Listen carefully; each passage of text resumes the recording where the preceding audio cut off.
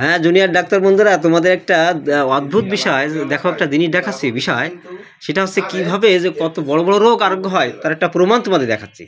এ বাবু, আপনার নাম কি? তো গোবিন্দ প্রসাদ হালদার, ওনার ওয়াইফকে ইন্ডিয়া দেখানো হয়েছিল। তো ইন্ডিয়াতে দেখানোর পর ওখান থেকে বলছিল অপারেশন ছাড়া সারবে না, এটাই তো বলেছিল।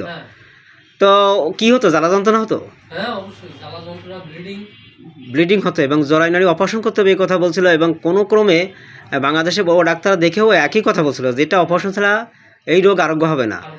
তারপরে উনি কোনো একজন মাধ্যমে শুনে আমাদের এখানে নিয়ে আসছিল। বলুন বাবু, সেই কথাগুলো বলুন, কি অবস্থা আছে আপনার ওয়াইফ? এখন খুব ভালো আছে, মাত্র 2 তারিখ ওষুধ নিয়ে আপনার কাছ থেকে একদম প্রায় বলতে গেলে সুস্থ। 2 তারিখ ওষুধ নিয়েছিল, সুস্থ প্রায় বলতে গেলে, আজ জ্বালা নেই। তাহলে অপারেশন করা লাগেনি। হোমিওপ্যাথিতে যদি ওষুধ সিলেকশন হয় তাহলে কিন্তু মজা আছে, অপারেশন করা লাগবে না, কিন্তু সেটা বুঝে শুনে দিতে হবে কোথায় কোন মেডিসিন হবে। স্ত্রী বসতে পারতো না, আপনার হাঁটতে পারতো না, বুঝলেন, ওখানে মানে ফুলও ছিল, হ্যাঁ, ব্যথা, এত বেদনা, ব্যথা, মানে শুতেও পারতো না, হাঁটতেও পারতো না, হ্যাঁ, মানে চলাফেরা করতেও সমস্যা, রান্না বান্না করতে পারতো না। এখন মনে হয় সম্ভবত পার হাফস প্রথম যেদিনকে নিয়ে আসছিলেন মনে হয় সবসময় ধরে ধরে আনতে হতো, ওই যে খনিয়া থেকে যখন আনছিলেন। হ্যাঁ, ধরে নিয়ে আসতে। এখন একা একা চলতে পারে। হ্যাঁ।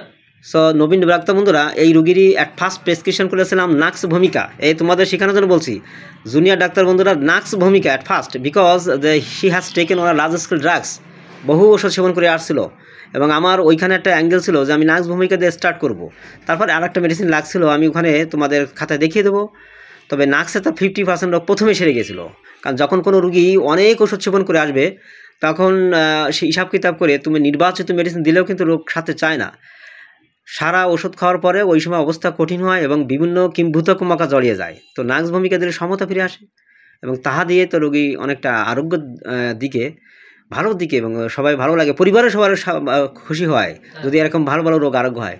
অপারেশন করতে হবে, টাকা পয়সা তো রেডি করে নেন, ইন্ডিয়া যাব, 2-3 লাখ টাকা রেডি করা হয়েছিল এবং ইন্ডিয়া যাবে, কিন্তু ভিসা পাসপোর্ট বন্ধ হয়ে গেছিলো এই সাম্প্রতিক বাংলাদেশের ঘটনার জন্য, আর যাওয়া হয়নি। ভাগ্যক্রমে হাসান সাহেবের কাছে আসছিলেন।